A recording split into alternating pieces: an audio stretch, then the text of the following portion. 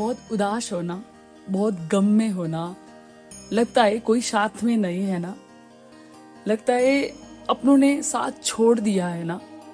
तो आज ये वीडियो आपके लिए, ये मेरे लिए बने थे लेकिन मैंने आपके साथ शेयर किए। इसके अंत तक बने रहिए और समझने की कोशिश करिए कि मैं क्या कहना चाहती हूँ। नमस्कार दोस्तों, जय श्री राम, जय हनुमान। रेमेडी की दुनिया में आपका बहुत बहुत स्वागत है। आज कोई रिसर्च नहीं, कुछ बड़ी चीजें नहीं, कोई ऐसे दोहा नहीं, कोई मंत्र नहीं, बस आपकी और मेरे जीवन की एक कड़वी सत्य और इससे निकलने की आसान से रास्ता। मैं आज इन्हीं विषय पर चर्चा करने जा रही हूँ। दोस्तों, हमारी लाइफ में क्या होता है, हम दूसरों के ऊपर बहुत ही डिपेंडेंट होते हैं।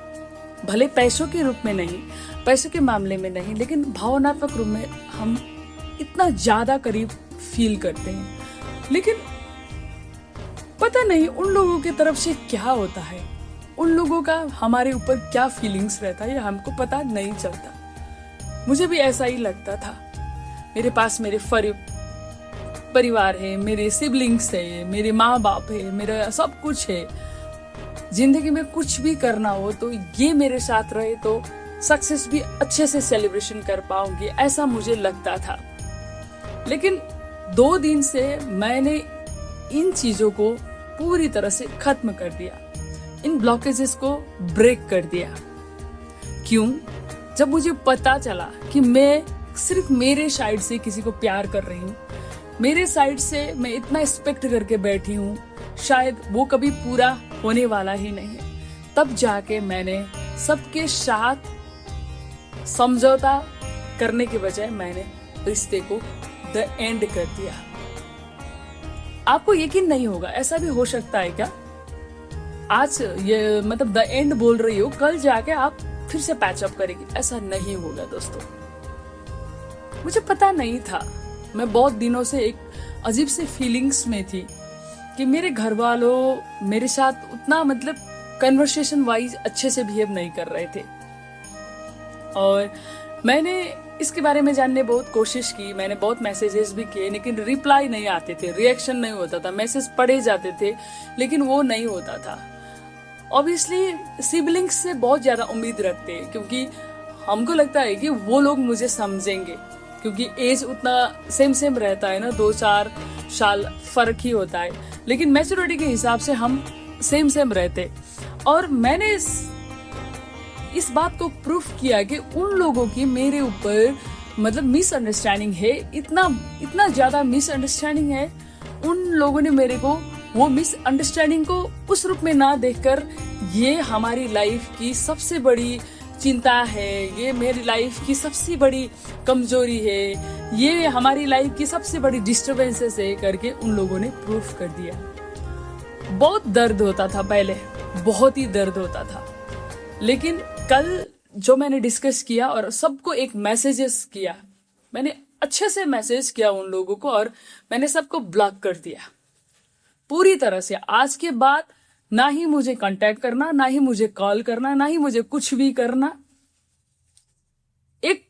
तुम्हारे एक सिस्टर थी करके जो आप सोच रहे वो भी भूल जाना, क्योंकि वो ही बेटर रहेगा।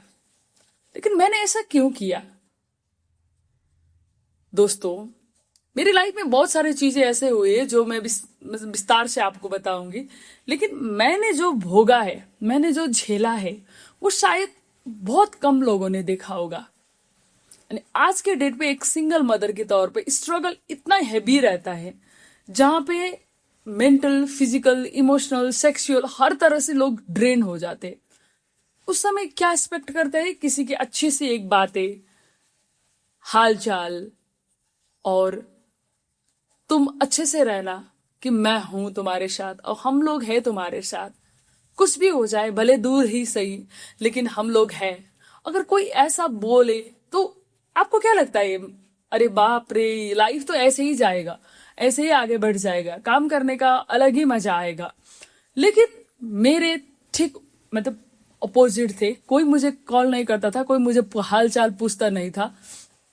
भले मैं उनसे 6 मंथ पहले ही मिली थी, लेकिन उस टाइम सब ठीक था, सबके साथ मिलना हुआ, खाना हुआ, पीना हुआ, रहना हुआ, और उसके बाद मैं अपने काम में लग गई, उन लोगों को छोड़ के मैं आ गई। लेकिन आज जाके पता चला कि उसी दिन से उन लोगों को मेरे ऊपर मिसअंडरस्टैंडिंग हुई है, बहुत अजीब सी मिसअंडरस्टैंडिंग हुई है। लेकिन वो लोग मुझे डायरेक्ट कन्फेस करने के बदले खुद के ऊपर मतलब खुद को एक ग्रुपिज्म क्रिएट करके वो लोग मेरे को मतलब होते हैं ना अलग करके छोड़ दिए थे। इस बात का पता चलने के बाद मैं 2 मिनट के लिए रोई दोस्तों। मैं ये क्यों कह रही हूँ, क्योंकि आपको भी लाइफ में ऐसे सिचुएशन आएगा, अपनों से इतना दर्द होगा, इतना हर्ट होगा कि आप कहाँ जाए, किसको बताए, क्या चीजें आपको वहां से उभरने के लिए मदद कर सकते। तो मेरी लाइफ में थे मेरे बालाजी दोस्तों। ये 100% से भी ऊपर का सच है। पहले मुझे लगता था मैं अकेली हो जाऊंगी तो कैसे रह पाऊंगी, क्या करूंगी, मैं रो रो के बुरा हाल होता था। लेकिन मैंने जब सबको ब्लॉक किया तब मुझे लगा कि मेरे सर से 100 केजीज का कोई भी चीज मैंने नीचे रख दिया है। मुझे इतना लाइट महसूस हुआ, इतना अच्छा फीलिंग्स आया। कैसा फीलिंग्स? ये ऊर्जा वाली फीलिंग्स। ये नहीं कि सबने मुझे छोड़ दिया मजा आया, नहीं।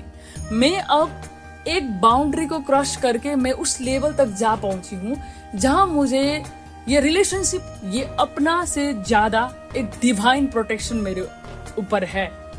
मेरे ऊपर प्रोटेक्शन का शील्ड है, इसलिए मैंने उन लोगों को ब्लॉक कर पाए। कल जाकर रियलाइज हुआ कि हाँ मैं कर सकती हूँ। मेरा 1 से 2 साल का तपस्या, नाम जाप, हनुमान चालीसा का पाठ, सुंदर कांड, ये सब चीज मुझे इसी दिन के लिए मतलब ट्रेन कर रहे थे कि तू मेंटली, फिजिकली, इमोशनली इतना स्ट्रांग बन जा कि चाहे तेरे माँ बाप ही तुझे ठुकराने के लिए आ जाए तो हंस हंस के उनको भी विदा देने के लायक बन जा। यस दोस्तों, जब बालाजी के शरण में आप जाते हैं तो ना जाने लाइफ किस मोड़ पे चली जाती है। आपको कहीं भी अकेलापन महसूस नहीं होता, आपको कहीं भी ऐसा नहीं लगता है कि मेरा सब छूट गया है, नहीं लगता है। रोग नाश मतलब रोग, भय, चिंता, हर वो चीज के मतलब वो से आप दूर हो जाते हैं। जब आप उनके शरण में जाते हैं, सरेंडर करते हैं, तो इन सब चीज आपके जीवन में मायने ही नहीं रखते। रोग की चिंता नहीं है, अच्छे से खाना खाओ, सात्विक खाना खाओ, भगवान का नाम जाप करो, पूजा करो, अपनी कर्म सच रखो, अच्छा रखो, और कभी किसी के साथ बुरा किया है आपने तो उसका सुधारने का मौका भगवान से मांगो और उसके लिए कर्म करो। तो मेरा कहने का मतलब है, मैंने लाइफ में एक नई एक्सपीरियंस किया है दोस्तों। जब से बालाजी से जुड़ी हूँ, मैं उनको बड़ा भाई मानती हूँ। मुझे आजकल ये भौतिक दुनिया की, ये अपनों से ज्यादा मुझे उस डिवाइन प्रोटेक्शन के ऊपर भरोसा है, जो मेरे को कुछ भी होने से पहले संकेत दे देते, मुझे अलर्ट कराते हैं। और उसके बाद मुझे ऐसा लगता है कि अरे कोई ना हो, तुम लोग ना हो तो भी मुझे कोई फर्क नहीं पड़ता। तुम लोग मेरे एनर्जी ड्रेन करने के लिए ही थे। भले सेम घर की हो, सेम बेड पे सोए हो, सेम स्कूल गए हो, सेम कपड़े पहने हो, एक ही कपड़े एक्सचेंज करके पहने हो, एक ही थाली में खाए है, बहुत अच्छा बॉन्ड है, रिलेशनशिप है, फिर भी आपको कहीं कोई डिस्टरबेंस, कोई हर्ट, कोई कुछ भी नहीं होता है दोस्तों। इसका सीधा कनेक्शन आपके किसके साथ होता है? डिवाइन कनेक्शन के साथ होता है। मैं दावे के साथ कहती हूँ, आज मुझे अगर मेरे अपनों ने मैसेज करके तो क्यों बदल गई है, मैं उनको सीधा मुंह पे बोलूंगी, तुम लोग जैसे मुझे नहीं चाहिए, जो स्वार्थ के भंडार में किसी दूसरे की बात सुनकर मेरे से मुंह मोड़ोगे। नहीं, ऐसा नहीं होगा। जब आप डिवाइन प्रोटेक्शन के अंडर में आ जाते हैं, डिवाइन शील्ड के अंदर आप बंद हो जाते हैं ना, तो बाहर की नेगेटिविटी आपको छू ही नहीं सकते। मैं 2 मिनट रोई, भले मुझे क्या लगा, रोने का वजह ये नहीं था कि मेरा अपनों ने मेरे साथ ऐसा बिहेव किया। मेरा रोने की वजह ये था कि भगवान आपने मुझे बचा लिया। मैं भगवान को याद करके रो रही थी, ग्रैटिट्यूड फील कर रही थी। और आज मुझे आपसे ये बात शेयर करने की हिम्मत भी इसी वजह से मिली है, क्योंकि बालाजी मेरे दो भैया है और राम जी मेरे भगवान है, गुरु है, मैं मानती हूँ। जब आप अपने डिसिप्लिन में सुबह जल्दी उठना, भगवान का नाम लेना, अपना कर्म अच्छा करना, घर की रेस्पॉन्सिबिलिटी को अच्छे से देखना, सात्विक भोजन करना और दिनचर्या को इतना मतलब मेंटेन करके रखो कि आपके दूसरों की बातों सुनने का टाइम भी ना हो। मेरे समय बहुत कीमती है, मुझे अपने बच्चे के लिए, अपनी फ्यूचर के लिए, अपनी घर के लिए बहुत बहुत समय का मैनेज करना पड़ता है। तो मैं चकित हो गई, मुझे क्यों असर नहीं हुआ। तो ये मेरा एक्सपीरियंस था। तो मैं आपको बताऊंगी, कोई साथ दे ना दे, कोई आए ना आए, आपको कुछ फर्क नहीं पड़ना चाहिए दोस्तों। क्योंकि जब आपको फर्क पड़ने लगेगा तो आप क्या हो जाओगे, डिपेंडेंट हो जाओगे इमोशनली। जब मैं एक बात लास्ट में बताना चाहती हूँ, अपनी खुशी की चाबी दूसरों के हाथ में मत रखो, क्योंकि वो कब चाबी लेके चला जाएगा आपको पता भी नहीं चलता। तो अपनी खुशी की चाबी अपने जेब में रखो, वो हमेशा सुरक्षित रहेगा। तो आज के लिए बस इतना ही। रेमेडी की दुनिया को सब्सक्राइब करने ना भूले प्लीज, और फिर मिलते हैं कुछ और बातों के साथ, आपकी करीबी बातों के साथ, आपकी जीवन में मिलते जुलते बातों के साथ।